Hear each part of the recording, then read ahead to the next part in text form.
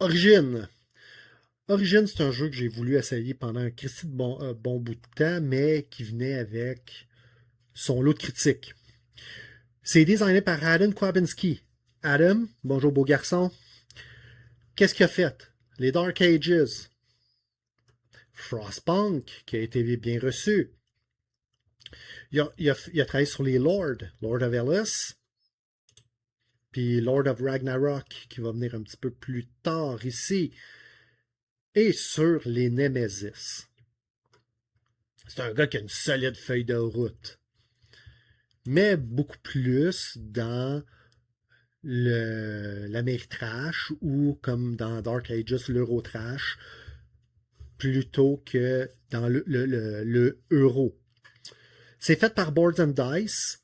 Boards and Dice, on les a nommés tantôt en parlant des T-Games. Les T-Games, on s'en rappelle. Gars, je vais peut-être faire ça rapidement. Là. Il y a toujours quelqu'un qui se demande c'est quoi un T-Game. C'est une question qui revient fréquemment sur les forums. On va le partir d'ici, là, mais tu sais, Tekkenu, Teotihuacan,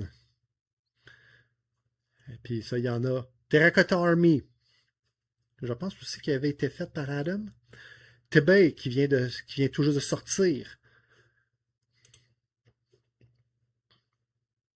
Tiletum, Trismegistus. Un T-game, c'est comme un ensemble, un regroupement. Je te dirais, il y a comme 6 conditions, là, puis pour avoir un T-game, il faut que tu en ailles au moins 3. Ça va souvent parler d'une ancienne civilisation. Il va y avoir un jeu de dés. Ça a été quand je dis un jeu de dés, là, le core mechanism il est au centre de devoir manipuler des dés. C'est drôle, ok, la caméra, elle le sent qui est là.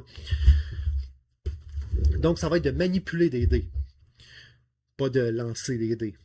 Ou tu peux, mais un coup que tu as le résultat, il faut que tu gogosses avec ce que tu as reçu. Ça va être designé ou co-designé par pas Simone Luciani, Daniele Tascini.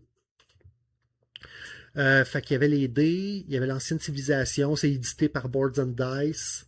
Ah, un de ceux que les gens ont décidé de rajouter, même si je pense qu'il a été fait en 2012, c'était Tolkien.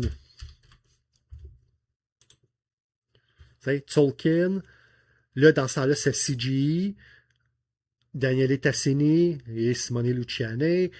Ancienne civilisation. Cela, par contre, c'était pas avec des dés, c'était avec les engrenages. Mais tu vois le genre, c'est comme un genre de fourre-tout là, pour des jeux qui sont sortis généralement dans la même époque. Donc, dans Origin First Builder, tu vas incarner une civilisation, il y en a 4, qui doivent bâtir leur cité avec des tuiles, aller sur des lieux de rencontre, aller rencontrer des visiteurs avec les soucoupes volantes, avec des citoyens qui vont devenir des stratèges, qui vont devenir des consultants, qui vont devenir toutes sortes d'affaires, et à travers la connaissance, monter des pistes de... ça, c'est les pistes du zodiaque, parce qu'on développe de la philosophie, aller dans l'arène pour la piste militaire, développer, là, appelons ça, là, son rayonnement, parce que tu vas vouloir développer des tours à partir de ton palais central. Production très bien faite, c'est du Board and Dice. Beaucoup de tuiles. Un plateau qui est pas trop gros pour ce qui est le jeu. C'est un 4 panneaux. Souvent, les T-Games, c'était des 6 panneaux. C'est très gros. Ton lieu personnel est pas trop gros. Ce n'est que ça. Avec des stands qui te démontrent que là, finalement, là, ça permet de faire grossir ta population. Là, c'est un peu le visuel de comment ta population grandit. Quand tes dés atteignent la valeur de 6, tu les mets ici et ensuite ils deviennent des stratèges. Ou sinon, ils peuvent aller dans ta cité On a-tu une cité dans les images? Sûrement. Et voilà, une cité. Et quand tu mets, mettons, ton stratège dans le milieu d'un quadrilatère comme ça va devenir, mettons, un orateur. Et ton orateur va déclencher des actions qui sont de la même couleur que le dé que tu as mis au centre. Tu as un petit, une petite miniature ici qui est ton... pas l'archange. C'était quoi? Oublie le nom, je vais te le mettre en mortaise. Qui se veut, dans le fond, là, c'est un qui a c'est un qui n'a pas de couleur. Donc, essentiellement, là, c'est ton super meeple, là, celui que tu peux mettre n'importe où. Sauf qu'à mesure qu'ici, tu as des stratèges, ben là, il peut emprunter la couleur de tes stratèges et débloquer d'autres types de bonus. Fait que, tu sais, c'est du worker placement, faire fitter des valeurs de dés, faire fitter des valeurs de couleurs. Euh, avec ça, avec les soucoupes, c'est pas mauvais, mais j'ai trouvé ça quelconque. Tu sais, un coup, j'ai joué le 2-3 games, je suis juste fait, OK, ça marche. Je serais très content de jouer une game avec quelqu'un qui le connaît plus que moi.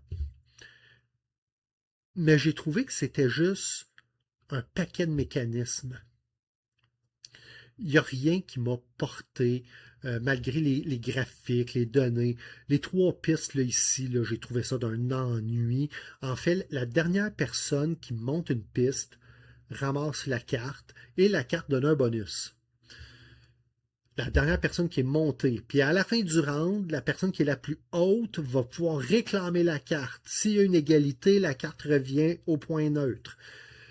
Fait que tu sais, il y a un essai qui est vraiment honnête d'essayer de créer de l'interaction. C'est qu'ici, le bonus, c'est la dernière personne qui monte. Euh, Puis ici, tu ne peux pas bloquer les gens de venir au lieu de rencontre. Par contre, si ton dé est en deçà de la valeur de la soucoupe volante, tu vas devoir payer la différence avec des jetons de savoir. La piste ici militaire sert à acquérir certains jetons de double action et d'aller chercher des ressources. Et quand tu traverses chacun des milestones, quand le round finit, tout le monde recule à la première case du niveau le plus bas, mais là, tu dois ordonnancer les pions pour essayer de dire, ben, le dernier sur le dessus, le premier est en dessous. J'ai trouvé que c'était beaucoup de mécanismes et ça ne m'a pas emporté, tristement. Sinon, si tu aimes les mécanismes, si tu aimes d'essayer de déclencher des actions en mettant des dés quand tu fais tes quadrilatères, puis là, si ton quadrilatère est fait selon une carte, tu peux réclamer la carte ainsi que le bonus qu'il y a dessus. Et lorsque un de tes dés, ben, vas-tu vouloir que ce soit un stratège pour ici ton Archon. Ça me semble un archon ou quelque chose de même.